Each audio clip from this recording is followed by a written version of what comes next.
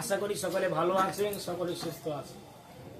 আমি একটা ভিডিওর মাধ্যম দিয়ে আপনাদেরকে জানিয়েছিলাম যে আমি কিছু শীতের বস্ত্র নিয়ে যারা একেবারেই গরিব তাদের ঘরে আমি বস্ত্রটা বিতরণ করব।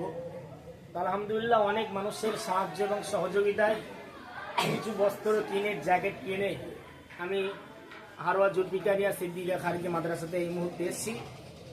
এসে আমি দেখলাম যে এখানে 300 থেকে 350 ছাত্র পড়াশোনা করে। আলহামদুলিল্লাহ এখানকার লেখাপড়া এবং ছাত্রদের যে ব্যবহার, যে আচরণ, আমি মুগ্ধ হলাম। তো ভাই সাকিবকে আমি একটু বলবো যে ভাইদেরকে জ্যাকেট পরিধান করালাম, তাদের দিকে একটু দেখাতে।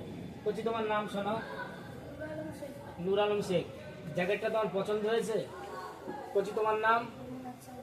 আচ্ছা, কোচি তোমার নাম? হ্যাঁ, আলহামদুলিল্লাহ আলহামদুলিল্লাহ যাইবা হোক, আপনাদের কাছে আমি এতটুকুই করজোরে আবেদন করব। তারা বাচ্চা ছেলে, তারা অনেক খুশি।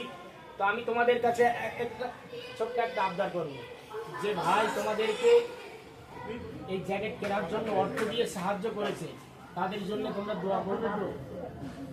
জোরে বলো, দোয়া করবে তো? সে ভাইয়ের জন্য দোয়া করবে, কারণ আব্বাজান মারা গেছে।